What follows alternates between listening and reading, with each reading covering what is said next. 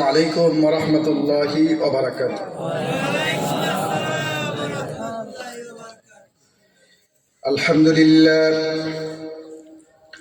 الحمد لله نحمده ونستعينه ونستغفره ونعوذ بالله من شرور أنفسنا ومن سيئات أعمالنا. من يهده الله فلا مضل له ومن يضلله فلا هادي له. ونشهد أن لا إله إلا الله وأن محمدا عبده ورسوله الذي أرسله بالحق بشيرا ونذيرا وداعيا إلى الله بإذنه وسراجا منيرا. قال الله تعالى في كلامه المجيد وفي فرقانه الحميد. أعوذ بالله من الشيطان الرجيم. بسم الله الرحمن الرحيم. إن الله اشترى من المؤمنين أنفسهم وأموالهم بأن لهم الجنة يقاتلون في سبيل الله فيقتلون ويقتلون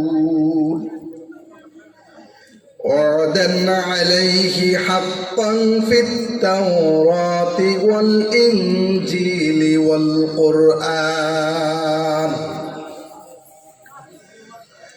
ومن أوفى بعهده من الله فاستبشروا ببيعكم الذي بايعتم به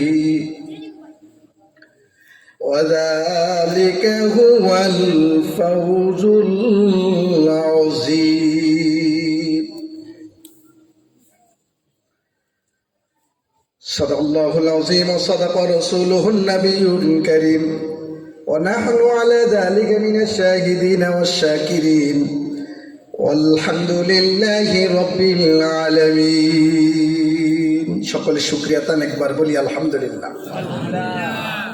ফাগুন্ডা শাহিদ জামে মসজিদের উদ্যোগে 43তম ওয়াজ ও দোয়ার মাহফিলে আজকের মাহফিলের সভাপতি পাক ভারত উপমহাদেশের পীরে কামেল মুর্শিদে বরহাত আলহাজ হজরত মৌলানা আয়াজ আহমেদ জুবাইরি সিদ্দিকী আল কুরাইশি পীর সাহেব কেবলা জনপুরি। আজকের এই মাহফিলের প্রধান বক্তা জাতীয় পর্যায়ের একাধিকবার পুরস্কার প্রাপ্ত আন্তর্জাতিক খ্যাতিসম্পন্ন মুফাসসিরে কোরআন, কেরাত প্রতিযোগিতায় সম্মাননা স্বর্ণপদক প্রাপ্ত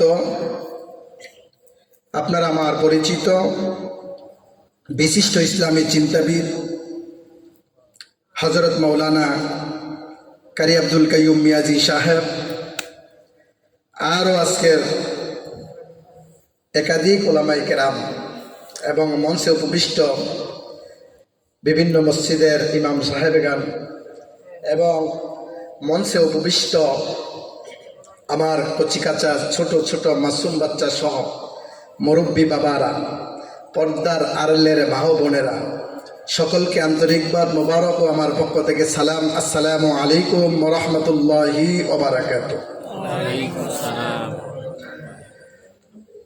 আমরা আলোচনা সরাসরি শুনব কোরআন থেকে। কোন থেকে? কোথা থেকে আমরা আলোচনা শুনব? কথা বলেন, কোথেকে? কোরআন থেকে। আপনার কোরআন যেটা সিদ্ধান্ত দিয়েছে এটা যদি আমরা সকলেই মেনে নাও নেই, আল্লাহর বাদশাহী কি কমবে? সবাই বলতে হবে, বাদশাহী কমবে? যদি আমরা সকলেই ইবাদত করতে করতে আজকে রাতের ফজরের শেষ সময়ে সকলের নাম যদি আউলিয়াই কেরামের কাতারে চলে যায়, আল্লাহর বাদশাহী বাড়বে। তাহলে আমরা ইবাদত করব কেন? আল্লাহ আমাদেরকে সৃষ্টি করেছেন, আমরা আল্লাহর বান্দা। আল্লাহর যা নেয়ামত আছে সব কিছু মালিককে। কথা বলেন, সন্দেহ আছে? অনেকের হয়তো একটু দুর্বলতা আছে। অনেকে ভাবতেছে যে বাড়ির মালিক হলাম আমি, ঘরের মালিক আমি, ব্যবসা প্রতিষ্ঠানের মালিক আমি। হয়তোবা মসজিদ কমিটি ভাবে যে মসজিদ আমাদের, কি বলেন? মাহফিল কমিটি ভাবতে পারে যে মাহফিল আমাদের। আসলে না, সবকিছুর মালিককে। কথা বলেন, এদিক দিয়ে আওয়াজ নেই। সবকিছুর মালিককে। কথা বলবো কোত্থেকে? কোরআন থেকে। কোন থেকে? কোরআন থেকে। সূরা তাওবার 111 নং আয়াত আমি নিয়েছি। এই সূরাটা, তাওবা শব্দের অর্থ কি? অনুশোচনা। তাওবা শব্দের অর্থ কি? অনুশোচনা, স্যালেন্ডার করা, আপোষ করা। তাওবা আপনি কেন করবেন? বান্দার গুনাহ হলেই তো তাওবার প্রয়োজন, ঠিক কিনা বলেন? আওয়াজটা বোঝা যাচ্ছে আপনারা দুর্বল, মাহফিল পেয়ে সন্তুষ্ট না। ইমানের পাওয়ার যদি বেড়ে যায়, মুমিনের সামনে যখন আল্লাহর কোরআন তেলাওয়াত করা হয়, মুমিনের ইমানের পাওয়ার আরো বৃদ্ধি পেয়ে যায়। জোরে বলি সুবহানাল্লাহ। আল্লাহ বলতেছেন, ইন্নাল্লাহা আশতারা মিনাল মুমিনিনা আনফুসাহুম ওয়া আমওয়ালাহুম বিআন্না লাহুমুল জান্নাত। আল্লাহ বলতেছেন, নিশ্চয়ই মুমিনদের কাছ থেকে আল্লাহ পাক জান্নাতের বিনিময়ে কেনা বেচা শুরু করে দিলেন। এখন প্রশ্ন হতে পারে, আমি কার? আপনি কার? এই জমিন কার? জান্নাত কার? জাহান্নাম কার? সবগুলোর মালিক যদি আল্লাহ হয়, তাহলে আপনার কাছ থেকে আল্লাহ কেন ওয়াদা নিলেন? আপনার কাছে কেন আল্লাহ জান্নাত বিক্রি করলেন? জানতে মনে চায় কিনা? জানতে মনে চায় কিনা? আল্লাহ রাব্বুল আলামিন বললেন, বান্দা, তোমার কাছে একটা ক্ষমতা রেখে দিলাম আমি আল্লাহ, যে ক্ষমতাটার নাম হচ্ছে তোমার ইচ্ছা। তুমি ইচ্ছা করলে ভালো কাজ করতে পারো, ইচ্ছা করলেই মন্দ করতে পারো। রাতের বেলায় যদি কেউ তাহাজ্জুদ পড়ে, সে কি তার নিজের ইচ্ছায় যায় না অন্যের ইচ্ছায় যায়? কথা বলেন। আমি যে ঘুমায় রইলাম, এটা আমার নিজের ইচ্ছা, আমি ঘুমায় রইলাম। আল্লাহ রাব্বুল আলামিন বললেন, বান্দা, তোমার কাছ থেকে আমি জান্নাতটা তোমার কাছ থেকে বিনিময়ে দিলাম। তোমার কাছ থেকে আমি প্রথম আল্লাহকে দিতে হবে আমাদের মাল। কি দিতে হবে? কথা বলেন, কি দিতে হবে? মাল দিতে হবে। প্রয়োজন হলে জান দিতে হবে।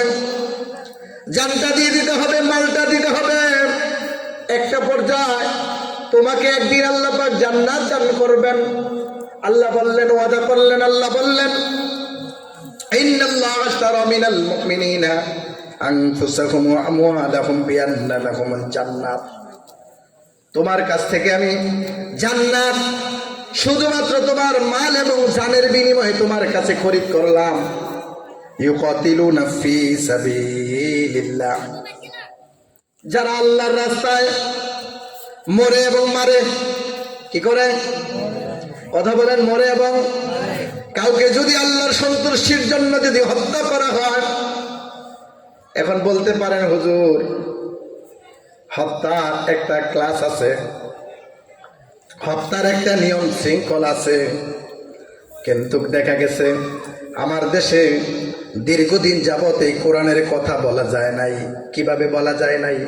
একটু বুঝলেই বুঝতে পারবেন কিভাবে বলা যায় নাই। আমরা সবাই যারা এখানে আছি মুসলমান না অন্য ধর্মের? কথা বলেন। মুসলমান হওয়ার পরে আপনার ঘরে কি ফজরের নামাজ সবাই পড়ে? আমার ঘরে কি সবাই ফজরের নামাজ পড়তে পারে? আমার ছেলে কি সঠিকভাবে পর্দা করে? আমার মেয়ে কি সঠিকভাবে পর্দা করে? তাহলে আমার মেয়ে যদি সঠিকভাবে পর্দা না থাকে, আমার পরিবার যদি পর্দায় না থাকে, আমার ফ্যামিলি এখনো আল্লাহর কোরআন অনুযায়ী আমার ফ্যামিলিতে এখন কোরআন প্রতিষ্ঠাতে হয় নাই। হয়েছে? তারপরে বিশাল একটা কথা, রাষ্ট্রের যে চিন্তা ভাবনা, রাষ্ট্রের যে একটা ফিকির, আজকে চেয়ারে বসার কারণে কথা বলতেছি, আপনারা শুনতেছেন। আমি যদি চেয়ার থেকে নেমে এখানে বসি, আমিও শ্রোতা, আপনি যদি এখানে বসেন আপনিও বক্তা। আল্লাহু আকবার বলেন।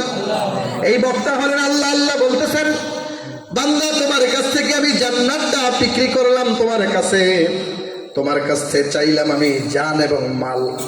মাল যদি দাও, মাল দিতে দিতে দিতে দিতে একটা সময় তোমার পর্যায়ে হবে, দেখা গেছে তোমার জানটাও চলে যাবে। তারপরে আমি আল্লাহ তোমার সাথে ওয়াদা করলাম, তোমাকে আমি আল্লাহ জান্নাত দান করে দেব। সুবহানাল্লাহ। 25 সালে বলবেন না? সিদ্ধান্ত নিয়েছেন 25 সালে, যেহেতু ডিসেম্বর মাস, 24-এর শেষ না? সুবহানাল্লাহ। বাড়ি যেয়া বলবেন। কি বলেন? হাসি খুশির ওয়াজ কিন্তু সবার কাছেই ভালো লাগে। কেমন ভালো লাগে? এই যে আমাদের দেশে কিছু আছে না, এরকম মনে করেন কিচ্ছা কাহিনী বললে মুসল্লিরা খুব মনোযোগ দিয়ে শোনে। কোরআন শুনতে গেলে দিলটা মনে হয় যেন মরে যায়, শ্বাস বন্ধ হয়ে আসে। আপনার দেখবেন, আপনি শ্বাসকষ্ট রোগীর সামনে কথা বলা যায় না, কারণ শ্বাসকষ্ট কি কয় না, কথা বলে না, শ্বাসকষ্ট বেড়ে যায়। ভাই আর পাইতেন না। কিন্তু দেখা গেছে আমাদের রোগীগুলা মুসলমানের সন্তান, কোরআন না শুনতে শুনতে, কোরআন না পড়তে পড়তে, কোরআন না বুঝতে বুঝতে মোটামুটি ফুসফুসিগুলা ক্যান্সারের মতো আক্রান্ত হয়ে গেছে। কোরআন বললে জিমায়া জিমায়া থাকে, আর বলে এটা কইতে ধরে আছে, এটা কি কইতেছে? এই কথা কার? এই কথা বলেন, এই কথা কার? আপনি আমি কার? আল্লাহর বান্দা যদি আপনি হন, আল্লাহর কথা যদি আপনি শুনেন, আপনার ঈমান বৃদ্ধি পাবে, আপনাকে আল্লাহ পাক জান্নাত দান করবে। সুবহানাল্লাহ। আল্লাহ রাব্বুল আলামিন বললেন, যদি কেউ মারে এবং মরে, কেউ যদি মারা যায় এবং কেউ যদি মরে, আপনি মারতে গিয়ে আপনি মরে গেলেন, আল্লাহ ওয়াদা করেছে আপনাকে জান্নাত দান করবে। আর আপনি যদি কাউকে জাহান্নামে পাঠায়া দিতে পারেন, আপনি জান্নাতে চলে গেলেন। বেলাল একজন মাত্র কিনা গোলাম ছিলেন, কৃতদাস ছিলেন, উমাইয়ার ঘরে 24 ঘন্টা কাজের লোক ছিলেন। সেই বেলাল কোথায় চলে গেছে বলেন? জান্নাতে চলে গেছে। আর আবু জাহেল এত একজন প্রভাবশালী ছিলেন, প্রতাপশালী ছিলেন, রাসূলের বংশধর ছিলেন, রাসূলের পাশে ছিলেন, সেই ব্যক্তি কোথায় গেছে? কথা বলেন। রাসূলকে যে তারা মারছে, রাসূলকে যে তারা আক্রমণ করেছে, রাসূলের উপরে তীরের আঘাত করেছে, রাতের অন্ধকারে রাসূল যদি সেজদায় যায় পড়তেন, রাসূলের উপরে মরা উটের পচাও জুড়ি নিয়ে ফালাইছে। কোরআন বোঝার কারণে না কোরআন না বোঝার কারণে? কোরআন বোঝার কারণে। কারণ কোরআন যে বলছে, তোমরা যদি সৎ লোকগুলা শাসন কায়েম করো, ভালো লোকগুলা যদি রাষ্ট্রের ক্ষমতায় আসে, চোরগুলার হাত কাটা হবে। কার কথা বলেন? চোরের হাত কাটলে চিন্তা করবেন, ফাগুনটার তারা যে আমার রাতে এলাকায় যে চুরি হয়, সকালবেলা যদি চোরের হাত কাটা যায়, এটা যদি আমার ভাই হয় কি উপায় হবে? আর আমি যদি নিজে হই তাহলে আমার কি উপায় হবে? এর জন্য বর্তমান প্রেক্ষাপটে হাজার হাজার প্রমাণ আছে। মাহফিলের টেস্ট থেকে কোরআন হাত থেকে ফিটকে মেরে আলেমের সামনে থেকে মাইক্রোফোন কেড়ে নেওয়া হয়েছে। তার কারণ হলো মেম্বার সাহেব বসতেছে, এই কোরআন যদি রাষ্ট্রে প্রতিষ্ঠিত হয়ে যায়, সকালবেলায় আমি গম চুরি করতে পারবো না, ডাল চুরি করতে পারবো না। চেয়ারম্যান সাহেব বসতেছে, এই আলেম যদি মসজিদে থাকে, আমার ইউনিয়নে আমি চুরি করতে পারবো না। ঠিক কিনা বলেন? যার কারণে এই কোরআন দিয়ে রাষ্ট্র পরিচালনা হোক, অধিকাংশ লোক যদিও বোঝে, কিন্তু বোঝার কারণেও সাধারণ কিছু মানুষের বোঝার কারণে, এই 2-4 জন লোকের কারণে 95% মানুষ বাংলার জমিনে হাজার হাজার মাহফিল থেকে বঞ্চিত ছিল, ঠিক কিনা বেঠি? একজন চেয়ারম্যান যদি সঠিক হয়ে যায়, 9 জন মেম্বার পার্লামেন্ট সদস্য ঠিক হয়ে যাবে। 9 জন মেম্বার চিন্তা করবে, আমার বস কোনোদিন ঘুষ খায় না, আমার বস কোনোদিন কন্ট্রোলের চাল খায় না, আমার বসের চেয়ারের নিচে, আমার বসের খাটের নিচে তেলের গুদাম পাওয়া গেছে কিনা বলেন? কথা বলেন। তেলের গুদাম পাওয়া গেল। ইমাম সাহেবের রুমের মধ্যে যদি একটা তেলের কন্টিন পান, ফজরের নামাজের মধ্যে আল্লাহর কসম করে বলি, আপনি যত বড় আউলিয়াই হন, এই ইমামের পেছনে আপনি ফজরের নামাজটাও পড়বেন না। পড়বেন? আপনার ইমাম যদি রাতের বেলায় রাস্তার একটা তেলের কন্টিন যদি রুমের মধ্যে রেখে ধরা পড়ে, আমার বিশ্বাস আপনারা পড়লেও আমি পড়বো না, কারণ আমি জানি সেই ব্যক্তি চোর। কিন্তু এই চোরের কাছেই আপনি আপনার জন্ম নিবন্ধনের সিগনেচারের জন্য সকাল এবং সন্ধ্যায় নিজের পকেটের টাকা দিয়াই আপনি দৌড়াচ্ছেন, ঠিক কিনা বেঠি? এই কথাই আল্লাহ বলছে, তোমার জান এবং মালের বিনিময়ে আমি তোমাকে জান্নাত দেব। যদি চেয়ারম্যান সাহেব চিন্তা করে জানটা কোথায়, মালটা কোথায়, মালের লোভ যদি না করে জান যাবে না। মালের লোভ যদি না করে, চেয়ারম্যানের ঘরে তেলের বস্তা পাওয়া যাবে না, ডাইলের বস্তা পাওয়া যাবে না, চালের বস্তা পাওয়া যাবে না, ঠিক কিনা বেঠি? তাহলে মালটা ছেড়ে দিতে হবে, গরিবের মাল গরিবের হাতে দিতে হবে, এতিমের মাল এতিমের হাতে দিতে হবে, ঠিক কিনা বেঠি? এটা কার কথা? কথা বলেন, কার কথা? কার কথা? জোরে বলেন। আল্লাহর কথা যদি হয়, এই জবান তো আল্লাহর। এই বডির ভিতরে আপনি চিন্তা করে দেখেন, 3.5 হাত বডির ভিতরে আমার বাবার 1 পয়সার অবদানও নাই। আমার 2টা চক্ষুর ভিতরে যদি একটা চক্ষু না থাকতো, আমার আব্বা সারা দিন রাত কান্নাকাটি করেও একটা চক্ষু পরিবর্তন করতে পারতো না। এই দেওয়াগুলো কার? আল্লাহর দেওয়া। এই জবান দিয়ে কথা বলতেছেন, জবান কে দিছে বলেন? এই যে আপনার এই জমিনে হাঁটাচলা করতেছেন, হাঁটাচলা করার ক্ষমতা কে দিয়েছে বলেন? এই ভিতরে বিষয়বস্তুর ভিতরে যদি ঢুকে যাই, আপনি চিন্তা করবেন, হুজুর এটা করতে ধরে আনছে। চেয়ারম্যান সাহেব বলবো, আর কি মানুষ পাও নাই এই বছর চেয়ারম্যানের বিরুদ্ধে কথা বলছে? আপনি তখন বলবেন উচ্চ স্বরে যে চেয়ারম্যানকে শুধু বলে নাই, ইমামকেও বলেছে। ইমাম যদি একটা তেলের কন্টিনের সঙ্গে ধরা পড়ে, ওই ইমামের হাত কাটা হবে। এটা কার আইন? কথা বলেন, এটা কার আইন? আল্লাহর কোরআনের আইন। কিন্তু মুসলমান বলো, এর জন্য আল্লাহ সূরা তাওবা নাযিল করেছেন। তুমি তওবা যদি করতে পারো বান্দা, যত গুনাহ করেছ যদি তুমি বুঝতে পারো, আল্লাহর হুকুম অনুযায়ী যদি নিজের জীবনটাকে ফিরে আল্লাহর দিকে নিয়ে যেতে পারো, আল্লাহ তোমাকে মাফ করে জান্নাত দান করে দিবে।